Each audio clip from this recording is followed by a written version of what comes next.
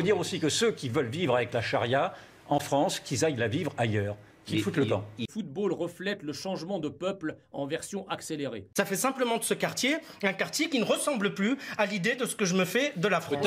T'envoyais un souvenir avec une photo et le texte déroule et à la fin, la photo, il a une tête décapitée dans chaque main. Il a la tête coupée, 2 têtes, une dans chaque main et puis ça saigne. Hein. C'est un beau cadeau de fiançailles, c'est vrai. Voilà.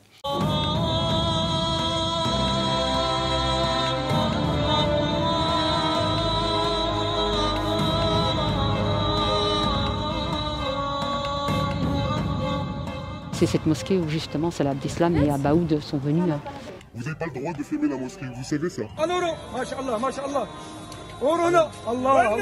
Je me suis acheté des tenues locales, entre guillemets, pour aller au marché. Tenues locales, c'est-à-dire? Des djellabas, clairement. Ah oui, pour faire mon marché, bah oui, parce que sinon on me fait payer le double du prix, sinon... mais quand ils se rendent compte que je parle pas arabe, là, souvent je suis démasquée. Ben oui, si vous allez au marché, il y a 3 prix. Hein. Il y a le prix arabe, il y a le prix méditerranéen autre, et puis il y a le prix blanc. Et certaines personnes me taquinent en me disant « mais tu es mécréante » et on rigole de ça. Molenbeek, c'est tout ce qu'il y a de pire. Dans l'immeuble, si t'es pas voilée et t'es marocaine, ouais, ça pose problème. C'est-à-dire que t'es mécréante. Qu'est-ce que tu fais là? J'ai eu des menaces de mort. Tu travailles avec ces kofals, ces porcs. On m'envoie une vidéo avec différentes exécutions et on m'explique clairement que c'est ce qui m'attend. Moi, j'appelle Bruxelles Khalifa. C'est grave en fait ce qui se passe. Si dans l'idée, encore une fois, que je me fais de mon pays, dans l'idée que je me fais de l'avenir de ces gosses, dans l'idée que je me fais de l'avenir de ces territoires, dans l'idée que je me fais de la République, du commun, du mélange, de la fraternité, du fait d'aller vers l'autre, est-ce que pour moi, dans cet idéal-là, un quartier où tous les commerces sont tenus par des Arabes avec une mosquée au milieu, c'est mon idéal de vie et c'est l'idéal que j'imagine pour mon pays, je vous dis 3 fois, 5 fois, 10 fois non. Voilà, et encore une fois, ça fait pas de ce quartier un terreau de terroristes, ça fait simplement de ce quartier un quartier qui ne ressemble plus à l'idée de ce que je me fais de la France. Peut-être que le bailleur qui a attribué les logements devrait se poser les questions que tu te poses, plutôt que de les poser telles que tu les poses, comme si c'était la faute des habitants que ce quartier soit devenu ce qu'il est devenu. Je pense qu'à un moment donné, quand on a un quartier comme la Régente que je connais très bien, qui est composé, encore une fois, que de Français d'origine maghrébine, c'est encore une fois, je crois, le choix d'une politique publique. Allez-vous regarder en face cette réalité-là? Mais on sait très bien. Non, mais moi j'aimerais bien faire ça. Je me dis ça, c'est fini. Plein de fois. Mais non, mais attendez. Changeons ça. Mais on voit tous en même temps, c'est insupportable. Allez, c'est fini. On voit Pupponi. Sincèrement. Pas tous en même temps. 18 mars 2016. 4 mois après les attentats du Bataclan qui ont fait 130 morts. Après plusieurs mois de fuite, le cerveau du commando, Salah Abdeslam, est enfin arrêté après des semaines de cavale. Mais ce n'est pas en France que la police le trouve caché. C'est en Belgique, rue des 4 Vents, à Molenbeek, au 3e étage d'une maison proche de l'hôtel de ville. La France découvre alors Ébété, une ville islamisée, capitale européenne du salafisme et berceau de nombreux terroristes, à peine 3 heures de Paris. 6 ans plus tard, Molenbeek cherche à redorer son image, faire oublier ses heures sombres alors que se tient le procès de Salah Abdeslam cette année. Pourtant, rien n'a véritablement changé. Pire, les choses se sont aggravées. Plongé au cœur d'une terre d'islam, où le grand remplacement n'est plus ni une inquiétude, ni le futur, mais une réalité depuis longtemps installée. 7 janvier 2022, nous recevons un mail qui retient notre attention. Nathalie, 51 ans, habitante de Molenbeek, nous dit être régulièrement menacée et agressée dans son propre immeuble par tout un environnement salafiste. Cela nous intrigue, on s'interroge, le contact est pris. Nathalie nous reçoit chez elle en toute discrétion. Très vite, elle se livre sur les menaces qu'elle subit. Son récit est poignant. La voix tremblante, elle nous confie devoir se voiler pour quitter son domicile sans être inquiétée. J'ai eu des grosses blessures. Là, je suis tombée sur un médecin qui, par conviction, n'a pas voulu m'examiner. Il faut savoir que je suis arrivée là, mais vraiment dégoûtante, parce qu'on m'avait arrosée de Red Bull, on m'avait craché dans les yeux. Donc, j'avais vraiment très envie qu'on me rince un peu la figure. Et il m'a dit, vous trouverez assez de robinets dans cet hôpital pour le faire vous-même. Finalement, en mettant tous les éléments bout à bout, en voyant les autres agressions, des voisines aussi sur qui on avait déjà craché, en voyant que depuis le début, on m'avait fait des allusions sur ma tenue, sur le fait que je ferais bien de m'habiller avec plus de pudeur, de couvrir ma tête, que j'avais pris tout à fait à la rigolade au début, parce que je me disais non mais ça doit être leur humour.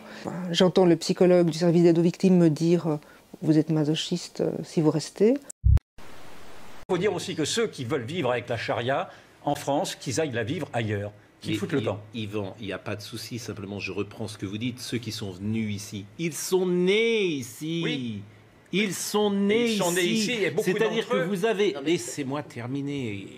Écoutez un peu. Je vous écoute. C'est difficile. Vous avez des gens qui ont 20 ans, qui sont nés ici et qui sont en rébellion contre notre culture, notre histoire, etc. Pascal, vous avez raison, mais ça, c'est... Laurent Geoffroy. Oui.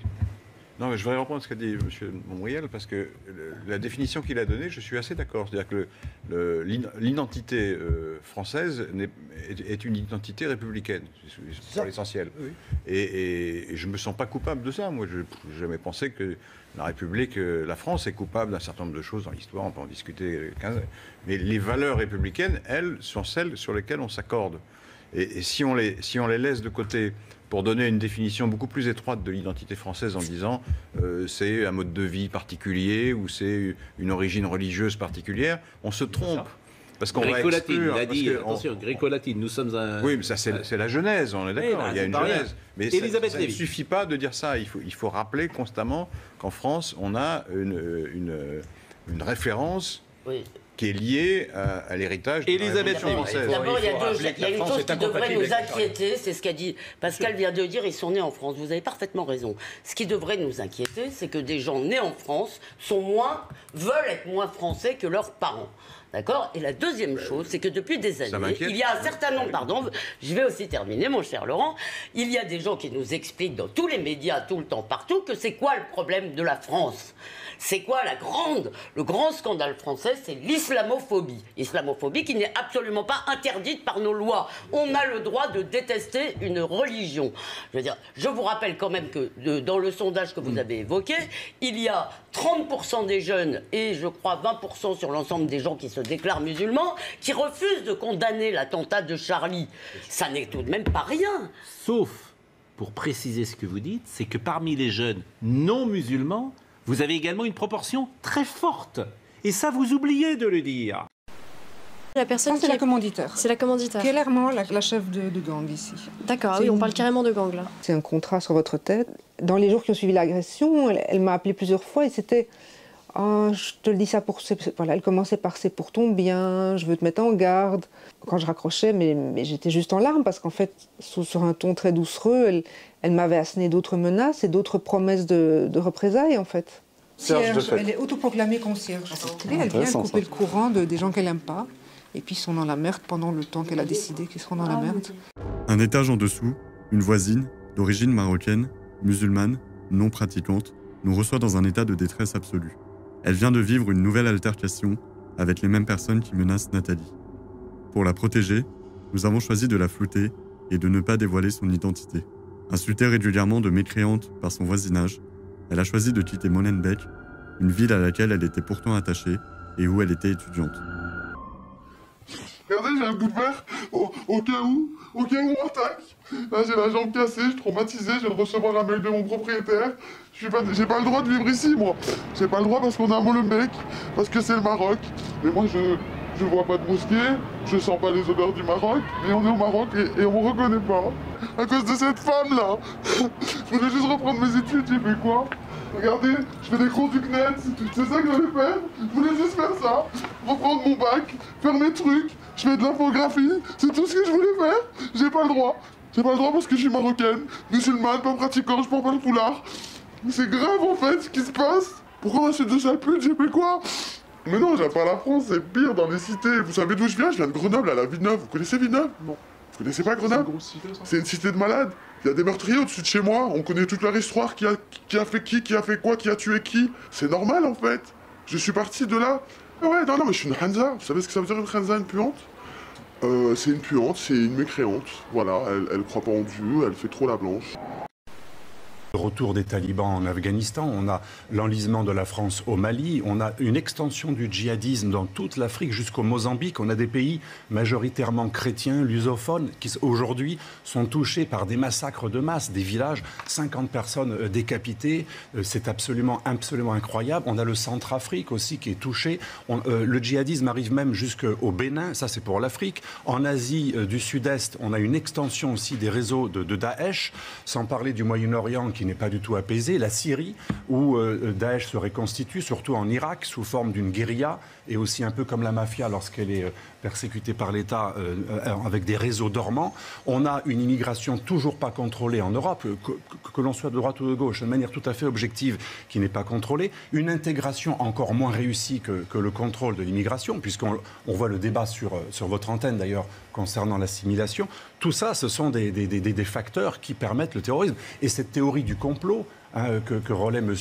Mélenchon et toute l'extrême gauche favorise la radicalisation. Si on dit aux musulmans, il n'y a rien à voir, il n'y a aucune introspection à faire, l'islam n'a aucun problème, la charia est parfaite, c'est jamais la faute des musulmans, aucune introspection à faire, rien à réformer, ce n'est que la faute des mécréants, des islamophobes et des sionistes, parce qu'en plus on importe le conflit israélo-palestinien en permanence.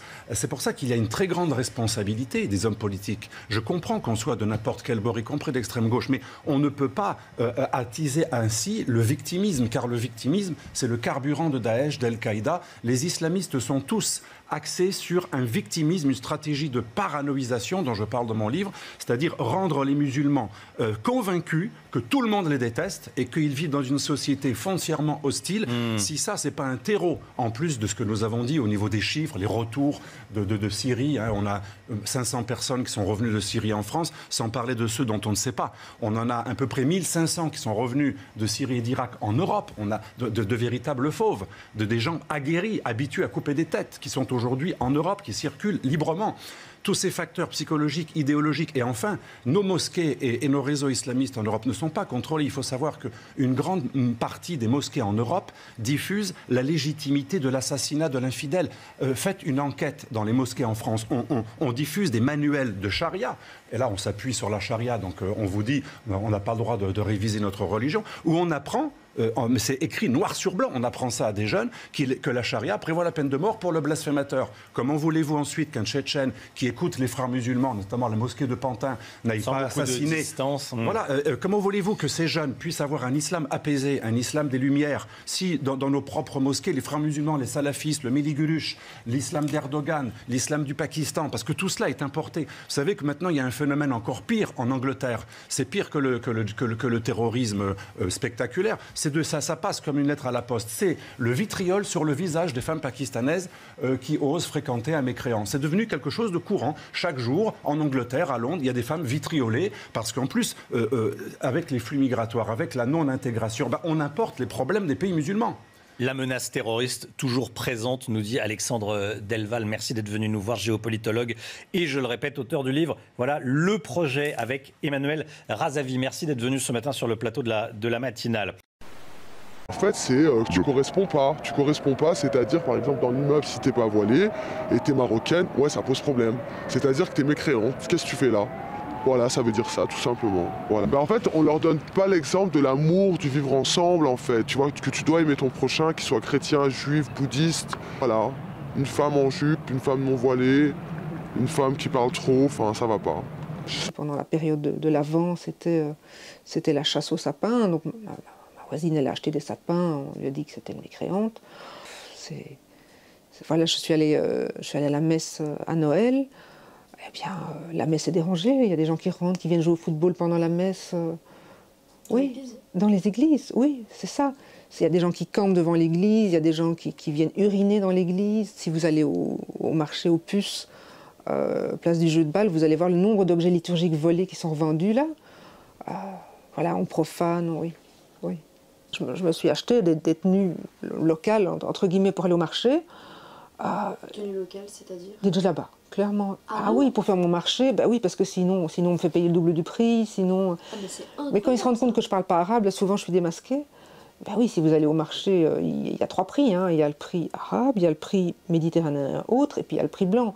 C'est comme ça dans tous les commerces, ici les prix ne sont pas affichés, donc oui. faut tout négocier. Et si on ne sait pas négocier en arabe, on se fait avoir, très clairement. Vous voilez quand vous allez sur le marché? Alors là, oui. Oui, très clairement. Ah oui? Ah oui, pour aller au marché, oui. Oui, c'est pas possible autrement. L'équipe de France de l'Euro 2021 a défrayé la chronique ces derniers jours, à la fois par la sélection de Benzema, mais aussi par l'hymne en bleu chanté par le rappeur anti-français Youssoupha. Donc je vais vous parler de tout ça dans un instant. Mais avant tout, je voulais vous remercier pour votre fidélité, pour votre soutien, pour vos interactions sur mes vidéos. N'hésitez pas à vous abonner, n'hésitez pas à commenter, à partager pour que la voix de la France se fasse entendre partout. Merci beaucoup.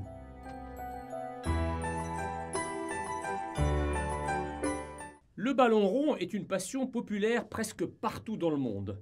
Y échappent les États-Unis, plus adeptes de leur forme ultra-violente de rugby, l'Australie et la Nouvelle-Zélande, terre, eux, du vrai rugby, ainsi que les pays du sous-continent indien qui, de leur côté, ont fait du cricket leur sport national. Ailleurs, et bien sûr en France, c'est le football. C'est un sport populaire. Son exercice est peu coûteux. Une paire de chaussures à crampons, un short, un t-shirt, un ballon que l'on peut se passer, se partager à plusieurs, et hop, le match peut commencer. Il faut certes des terrains, mais notre pays en compte des milliers depuis longtemps, et en particulier dans les quartiers populaires. Universellement, ce sport est à l'image de son peuple. En France, plus que tout autre domaine, le football reflète le changement de peuple en version accélérée. La dernière sélection, celle annoncée par Didier Deschamps, il y a quelques jours, compte 9 joueurs d'origine européenne, c'est-à-dire blancs, comme dirait un certain Youssoupha. 9 joueurs blancs sur un total de 26. Je les nomme Hugo Lloris, Benjamin Pavard, Léo Dubois, Clément Langlais, Lucas Hernandez, Lucas Digne, Adrien Rabiot, Antoine Griezmann et Olivier Giroud. Honnêtement, avec des anxiolytiques. Vous ne vous mettez pas en danger en nous accordant une interview? Je pense, si. Fadila Maharoufi, une femme courageuse. D'origine marocaine, répudiée par sa famille, elle a fondé l'Observatoire des fondamentalismes de Molenbeek et s'intéresse plus largement à l'ensemble des quartiers du cœur de la Belgique. Bruxelles Khalifa, c'est le surnom qu'elle donne à Bruxelles capitale. Avec Fadila, nous parcourons Molenbeek, ses rues, ses librairies, ses marchés, ses mosquées. À l'alisation des rues, boutiques islamistes, pudeur des femmes, Fadila nous présente la réalité de la commune. Une commune où l'islamisation n'est plus une crainte, mais un mode de vie. Je suis de la 3e génération et mes parents, en fait, à la base, c'était des gens plutôt, en fait, très cool, bien intégrés, etc. Donc il n'y avait vraiment aucun souci.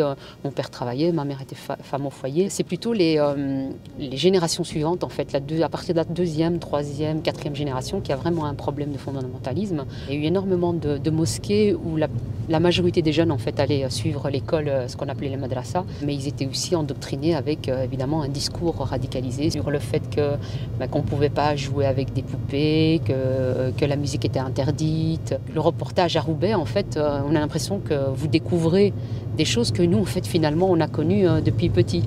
Quand vous allez dans un magasin, vous avez toujours la vitrine où on vous montre les choses de manière assez belle, etc. C'est ce que les islamistes font à l'heure actuelle, c'est-à-dire ceux qui sont en costard, cravate, qui représentent les musulmans, entre guillemets, qu'on retrouve en politique, qu'on retrouve dans les associations, qu'on retrouve comme professeurs. C'était intenable. Ici, vous aviez l'armée, vous aviez la police devant, vous avez une sécurité, vous avez des portes blindées. Depuis que je suis à l'Observatoire, en fait, j'ai subi énormément de pression, j'ai eu des menaces de mort, des insultes. Clairement, ma mère m'a dit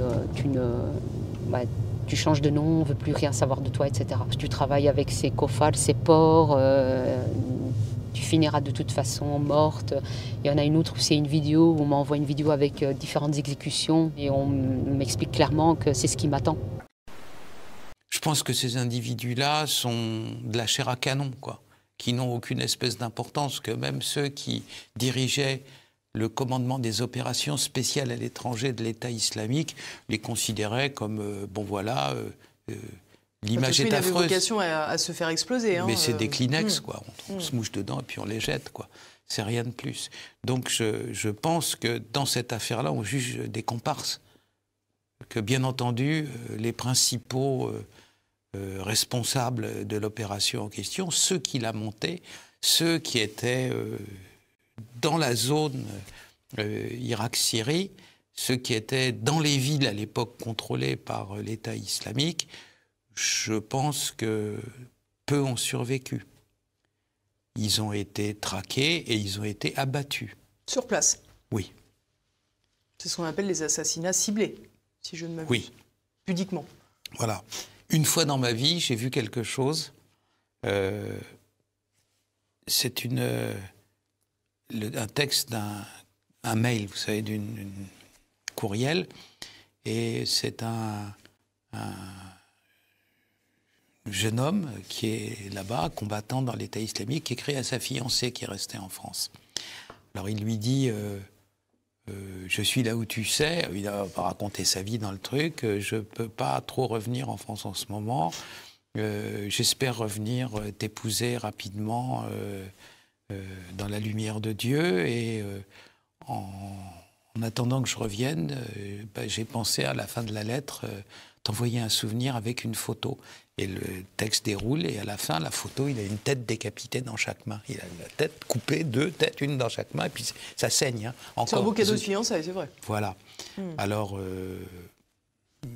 ceux qui m'ont montré ça m'ont expliqué qu'ils ne reviendraient jamais en France, quoi. Des individus comme ça revenaient pas, que c'était systématique. Les Anglais et nous avons fait le ménage. C'est codifié, vous voyez, donc une femme voilée ne va jamais rentrer dans un café où il n'y a que des hommes. Les femmes ne peuvent pas se mélanger aux hommes, mais aussi le fait que, on va lui dire qu'elle est complètement folle, c'est quoi ça, l'honneur de sa famille, c'est très mal vu en fait. Il y a des principes et pour eux, en fait, les femmes ne sortent pas. Il y a des lieux, des espaces qu'on appelle des espaces familiales. Et donc là, vous avez des familles, hommes et femmes, mais généralement c'est époux-épouse. Mais une femme ne peut pas aller avec un étranger, elle doit être accompagnée automatiquement par un tuteur en fait, dans la loi islamique. Mais jamais avec un mécréant. Ce qu'on appelle un mécréant, un non-croyant, quoi. Et un non-croyant, ça peut être aussi bien un catholique, etc. Il y a de l'insécurité.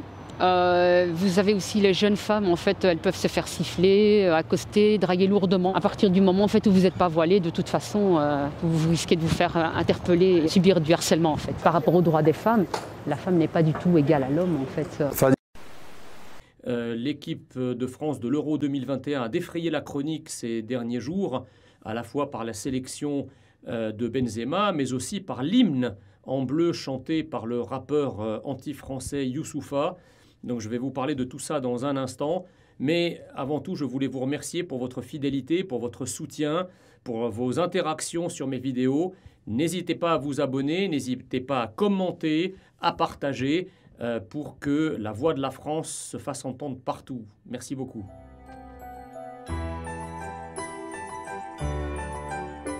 Le ballon rond est une passion populaire presque partout dans le monde. Y échappent les États-Unis, plus adeptes de leur forme ultra-violente de rugby, l'Australie et la Nouvelle-Zélande, terre, eux, du vrai rugby, ainsi que les pays du sous-continent indien qui, de leur côté, ont fait du cricket leur sport national. Ailleurs, et bien sûr en France, c'est le football. C'est un sport populaire. Son exercice est peu coûteux. Une paire de chaussures à crampons, un short, un t-shirt, un ballon que l'on peut se passer, se partager à plusieurs et hop, le match peut commencer. Il faut certes des terrains, mais notre pays en compte des milliers depuis longtemps et en particulier dans les quartiers populaires. Universellement, ce sport est à l'image de son peuple. En France, plus que tout autre domaine, le football reflète le changement de peuple en version accélérée. La dernière sélection, celle annoncée par Didier Deschamps, il y a quelques jours, compte 9 joueurs d'origine européenne, c'est-à-dire blancs, comme dirait un certain Youssoupha. 9 joueurs blancs sur un total de 26. Je les nomme Hugo Lloris, Benjamin Pavard, Léo Dubois, Clément Langlais, Lucas Hernandez, Lucas Digne, Adrien Rabiot, Antoine Griezmann et Olivier Giroud. On attend d'une femme musulmane qu'elle soit discrète, qu'elle ne rit pas fort. Il y a plusieurs choses. D'abord, il y a toutes ces femmes qui mettent le voile obligatoirement, soit par leur famille, par leur époux, etc. Vous avez celles qui ont fréquenté des lieux d'endoctrinement. On leur explique que ça fait partie de la religion, que si elles ne le portent pas, elles risquent tous les châtiments corporels qu'elles vont subir. Quand vous êtes musulmane, en fait, ou musulman, si vous sortez de l'islam, vous êtes condamné à mort. Si vous avez, voyez, la tenue pour petite fille et pour adultes. Donc on sexualise complètement un enfant parce que normalement, les enfants, logiquement, on ne peut pas sexualiser un enfant, donc c'est la pédophilie. Et ici, clairement, en faisant ça, c'est comme si on disait que finalement, un enfant peut attirer le regard d'un homme, et donc il faut absolument qu'elle ne tente pas les hommes. Et puis c'est aussi éduquer à l'habituation en fait des petites filles à ce qu'elles puissent prendre leur... Parce qu'une fois que vous le mettez, ça a un impact en fait psychologique et sur vous. Après, il est difficile de l'enlever. Ça a un impact psychologiquement sur la femme, sur son corps, sur comment à l'extérieur on le voit. Il y a énormément de femmes qui disent mais je ne peux plus l'enlever. Il y en a pas mal qui sont favorables. Enfin, il ne faut pas croire, mais beaucoup de gens sont favorables en fait au djihad, etc. Il y avait le discours de tolérance, de bienveillance, etc. Donc il y a cette notion de da'wa, de prosélytisme. Voyez, et la plupart des mosquées ici à Bruxelles sont islamistes et sont de la mouvance des frères musulmans. La communauté LGBT se dit, bah oui, au fond, pourquoi pas, si ces femmes, si c'est leur choix, pourquoi est-ce qu'on ne devrait pas les défendre? Mais je crois que pour beaucoup, ils ne savent pas exactement ce qui se cache derrière. Ils ne savent pas qu'à la première occasion, d'ailleurs on regarde tous les pays musulmans, l'homosexualité est condamnée. Il n'y a pas de tolérance, mais on veut faire croire que dans leur imaginaire en fait collectif, c'est qu'un jour le monde sera musulman, sera islamisé, etc. Une des écolos aussi qui s'est battue pour ramener Oussama Attar, qui s'appelle Zoé Génaud, en fait, est une députée sénatrice. Donc ils se sont justement battus pour que Oussama Attar, qui était à l'époque en Irak et qui était en prison, puisse être ramené. C'est d'ailleurs lui la tête pensante des attentats de Paris et de Bruxelles. Cette saisie quasi automatique quand on entend ce genre de choses n'est pas surprenante. On est à l'intérieur d'une église, donc dans un lieu de foi. Le mode opératoire, vous l'avez rappelé à l'instant, plus que rappel, est identique au mode opératoire de l'assassinat terroriste, lui, de Samuel Paty, il y a un petit peu moins de 2 semaines. Il ne fait guère de doute que la personne qui a commis ce crime se prévaut de ce mode opératoire.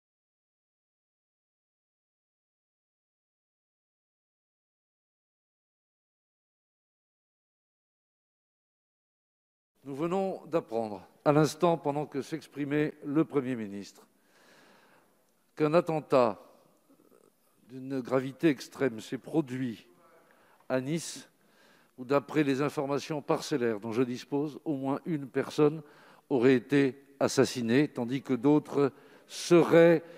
Je parle au conditionnel de là où je suis, je n'ai pas plus d'informations.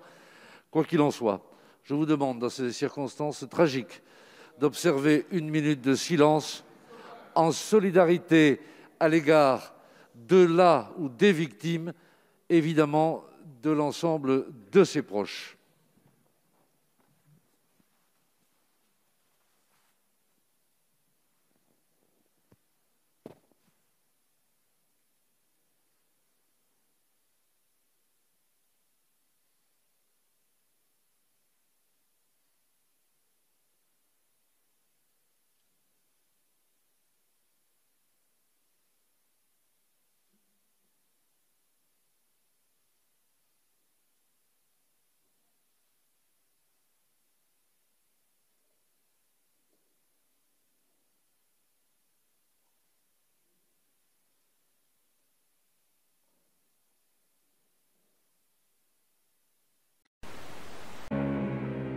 Oui, mais les librairies islamiques, ici, ce n'est pas choquant. En fait, c'est considéré comme étant complètement normal. Et vous allez retrouver des prédicateurs, en fait, des ouvrages de El-Kardawi, Youssef El-Kardawi, qui est un frère musulman, Tariq Ramadan, des tas de livres qui sont problématiques et qui ne sont pas interdits. Des petits ouvrages pour enfants, des tableaux sans visage où ils peuvent dessiner et colorier. Préface d'Alain Soral. Alors ça, c'est toléré Exactement. Dieu, la science, les épreuves. On va essayer de rentrer pour voir quand même. Là, on s'arrête parce qu'il y a des personnes... Vous craignez ces personnes? Vous voyez des personnes mais ça, clairement, il faut être très prudent parce qu'on peut être, s'ils entendent nos conversations, on peut très bien être pris à partie et insulté, etc. Vous voyez, parce que justement, c'est mal vu, parce qu'ils estiment qu'on donne une mauvaise image de l'islam. Toute critique de l'islam est interdite, en fait, de toute façon. Où on en était? Bonjour. Enfin, on est interrompu par le gérant de la librairie. Il faut une permission? Pour une photo, oui, et on parle juste la façade. Du haut de la... Ah, mais je regarde pas là, on prend pas le nom.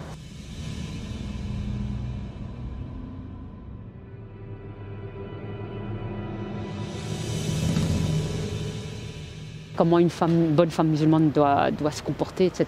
C'est complètement considéré comme normal, en fait. On vous dira, après tout, c'est la culture. Dans toutes les librairies, en fait, vous avez des parties pour enfants, pour l'apprentissage du Coran, etc. Vous avez une partie pour les femmes et d'autres parties plus générales ou pour les hommes. Salam alaikum. Donc ici, voilà, vous avez des ouvrages, en fait, différents ouvrages qui sont vendus sur la nutrition, sur l'hijama. Donc l'hijama, c'est la saignée qui est pratiquée, en fait, c'est la médecine prophétique, la sorcellerie. Je vous expliquerai après pourquoi c'est important. La ruqya, qui est la sorcellerie, la guérison de la sorcellerie, les mauvais œil.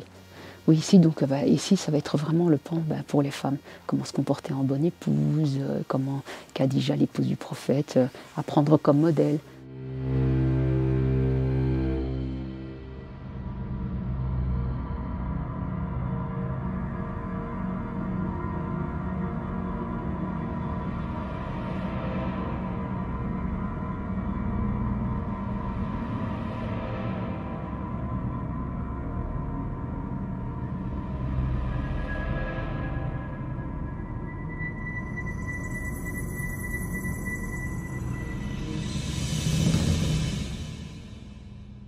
Il faut savoir qu'en islam, en fait, ici, vous gagnez des hasanat, c'est-à-dire des points pour aller au paradis, et vous avez des siyat pour perdre des points. Donc, au plus vous gagnez des points, au plus vous avez une chance d'aller au paradis. En sachant que si vous commettez le martyr, si vous êtes martyr, vous allez directement au paradis. Donc, toutes les erreurs que vous avez commises, en fait, sont effacées. Et ce qui fait que, finalement, on en devient presque, c'est obsessionnel, de cette pureté, de ne pas être envahi par le djinn, par le shaitan, donc le démon, etc. Il y a cette présence aussi par rapport au diable, etc., par la communauté. Vous êtes contrôlé par Dieu dans votre esprit. Avec Fadila, nous nous sommes rendus devant la mosquée que fréquentait Salah Abdeslam. Cette mosquée veut aujourd'hui maintenir en Belgique un imam expulsé pour avoir appelé à brûler des juifs. Cette mosquée où justement Salah Abdeslam et Abaoud sont venus. En fait, oui, il y avait des prêches qui étaient radicalisés, et des prêches contre les mécréants, etc. C'est pas une question socio-économique, en tout cas, comme on a voulu nous faire croire. Parce que quand on regarde par exemple Labrini, lui, il avait un commerce, ça roulait pour lui, il avait les moyens. Donc c'est pas une question socio-économique, c'est vraiment une question, je pense, plus d'abord c'est d'endoctrinement, en fait, réellement. En islam, c'est pas très compliqué, en fait. Logiquement, une conversion en islam, en fait, vous dites la shahada. La shahada, oui, ce qu'il dit, il n'y a qu'un seul Dieu, c'est Allah, et Mohammed est son prophète. Donc, ashhadu an la ilaha illallah wa ashhadu anna Muhammad rasulullah. Une fois que vous avez prononcé ça, normalement, vous êtes musulman. Si on se convertit, il faut aussi la circoncision. Donc voilà, c'est le principal. Une fois que vous avez dit ça, en fait, et que vous avez fait ça, vous êtes converti. Après, on va vous conseiller de suivre des cours du Coran, de l'éthique, du dogme, etc. Donc tout ce qu'il y a à savoir en fait sur l'islam, la vie du prophète. Les Français, vous êtes forts pour les réponses. Vous pouvez changer le monde avec vos réponses. Au lieu de rester à table et qu'on discute d'une façon... là, directement le refus. Déjà, vous ne pouvez pas filmer la mosquée. Déjà, à la base, si on parle de loi, vous n'avez pas le droit de filmer la mosquée. Vous savez ça. Vous devez demander... Excusez-moi, je parle avec lui, j'arrive chez vous. Vous savez que vous devez demander l'autorisation à l'intérieur. Alors effacez tout ce que vous avez, tout ce que vous avez filmé, vous devez l'effacer. On est français, plus ça, la grande gueule. Vous vous prenez pour qui? Non, la vérité, vous prenez pour qui? C'est bon, monsieur, c'est terminé, c'est ok. Les Français, franchement, Macron, on vous a... Et je reçois Hadi Karmi, ancien haut responsable du Shabak. Merci d'être avec nous, les renseignements intérieurs israéliens. Hadi, vous êtes le premier à avoir traqué Mohamed Def à l'intérieur de Gaza. D'ailleurs, pour vous, Mohamed Def, c'est Mohamed Def ou Abu Ahmed? Pour moi, Mohamed Def est un meurtrier recherché qui a développé la stratégie des attaques suicides. Il a envoyé des terroristes assassiner des dizaines, voire des centaines de juifs innocents, des adultes, des enfants, des personnes âgées. Nous l'avons traqué. J'ai personnellement été déployé dans Gaza au début des années 90, lorsque Mohamed Def n'en était qu'à ses débuts. Je suis arrivé dans le domicile familial, je les ai interrogés, j'ai vu où il a grandi, je sais d'où il vient. C'est ça, racontez-nous, vous êtes à l'intérieur de Gaza et vous allez interroger son frère et son père, racontez-nous comment ça se passe. À l'époque de la première intifada, dans les années 90, nous avons lutté et empêché des attaques à l'arme automatique, au jet de cocktails Molotov, des attaques différentes de celles vécues aujourd'hui, avec des roquettes, des bombes artisanales ou des attaques suicides. À cette époque, Mohamed Def n'en était qu'à ses débuts, c'est pour cela qu'il était recherché. Il a grandi dans un camp de réfugiés, venait d'une famille normale. Son père travaillait dans un magasin de meubles de seconde main. Ses frères avaient fait des études à l'université islamique. À propos, lui n'a jamais terminé ses études. Mais comme il participait à des attaques terroristes au nom du Hamas, il était recherché. À cette époque, nous rentrions à l'intérieur de Gaza. Nous sommes donc rentrés dans ce camp de réfugiés, mais il n'était pas chez lui. Mais son père et ses frères y étaient. Est-ce que vous pensez que si vous l'aviez arrêté, vous auriez changé le cours de l'histoire? Pas certain. La question est de savoir combien de temps il aurait été emprisonné et combien de temps après il aurait été relâché. Comme Yahya Sinwar, chef du Hamas à Gaza. C'est un meurtrier. Il a assassiné de ses propres mains avec un couteau, en a noyé ou étranglé d'autres, plus de 10 Palestiniens qu'il estimait être des collaborateurs des renseignements israéliens. C'est un meurtrier de ses propres mains. Voilà les personnes avec lesquelles nous devons traiter. Des gens qui sanctifient la mort pendant que nous glorifions la vie. Nous passons notre temps à empêcher des attaques et eux à les perpétrer. Il faut que le monde en prenne conscience. On a l'impression que les gens en fait sont CPS, donc ou n'ont pas suffisamment d'argent, etc. Mais il faut savoir que les personnes d'origine maghrébine en fait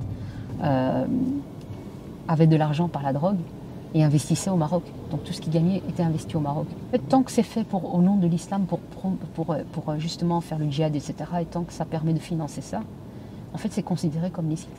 Oui. Ils tordent, ils pervertissent en fait le discours pour justifier en fait leurs actes. Comme quand ils disent on ne peut pas agresser un musulman, mais on peut agresser ou maltraiter un non-musulman. Donc ici c'est Anderlecht, et donc c'est la partie Ruwaye, la partie commerciale en fait. Et donc cette partie très grande commerciale, donc la Ruwaye était considérée avant les années, donc dans les années 80, 70, etc., comme une très belle rue commerçante de luxe où vous pouviez trouver des boucheries non halal, des boutiques de luxe, etc. Finalement, ils ont enlevé l'arche et ils ont permis en fait à des gens de venir s'installer. Et petit à petit, en fait, les boutiques ici ont commencé à changer. Ils ont commencé à avoir une librairie islamique, puis une deuxième, puis une troisième, voilà. Et du coup, maintenant, on peut en trouver 3 ou 4 ici. Des librairies islamiques, on vend aussi des voiles pour enfants, pour adultes, des vêtements pour enfants. Et d'ailleurs là, vous voyez pour enfants aussi, des djilbabs, des longues tenues pour les petites filles, qui a une forte demande en fait. Hein. Quasiment, en fait, tout est halalisé ici. Vous avez tout que des boutiques ou des snacks, des restaurants halal. Donc on essaie vraiment de créer tout un monde islamique, que ce soit aussi bien dans la médecine, dans sa façon le rapport au corps, le rapport à la médecine, à se guérir, etc., etc. Je pense. Plus tard, nous avons souhaité demander directement l'avis des habitants de Molenbeek sur la question de l'islamisme et du grand remplacement. Franchement, bien. Franchement, j'aime bien. C'est une commune cosmopolite, il y a beaucoup de gens, beaucoup de nationalités, c'est une commune vivante, très colorée. Quand on passe dans la commune, on n'a pas du tout d'impression de radicalisation ou d'agressivité, non. C'est plutôt une commune où il me semble faire bon vivre.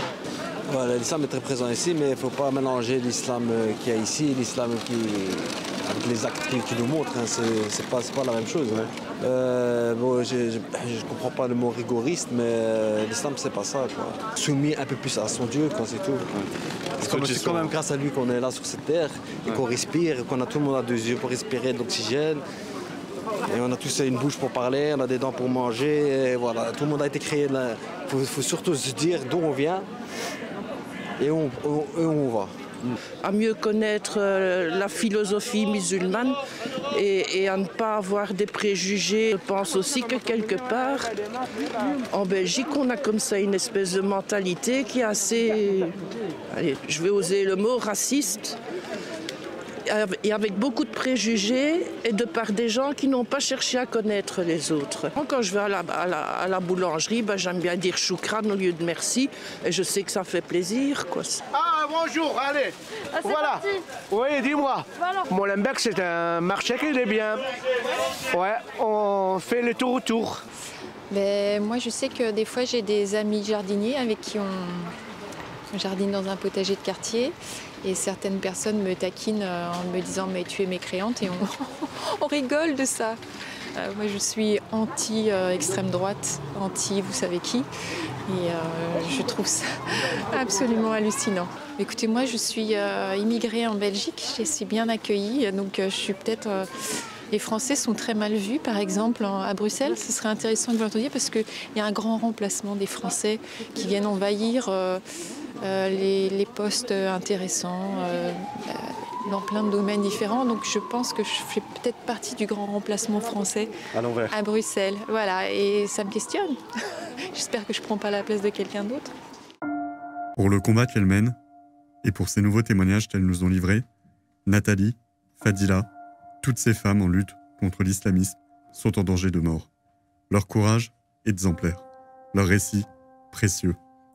Ils sont l'illustration d'une inquiétude devenue réalité à Molenbeek, celle du grand remplacement et de ses conséquences. Nous sommes à 3 heures de Paris.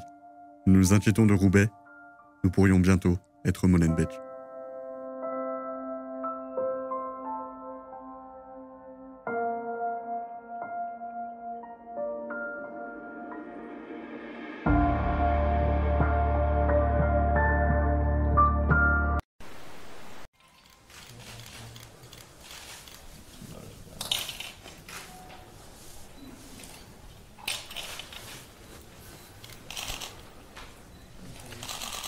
Thank you very much. Today, we're going to talk about the crisis in Spain. Yeah, we're going to talk about the crisis in Africa. Yeah, Russia. Yeah, Russia. And I want to talk about the president of Russia, Putin. Yeah, Putin. Putin, listen to me. I have a very important message to you. The message is, and the president of China, oh, I didn't finish Russia? No, sir. Thank you to correct me, First Lady. Damn. Yeah, thank you very much. God bless you, and God bless. Thank you all. Hallelujah. Clap to your president. Clap to your president right now.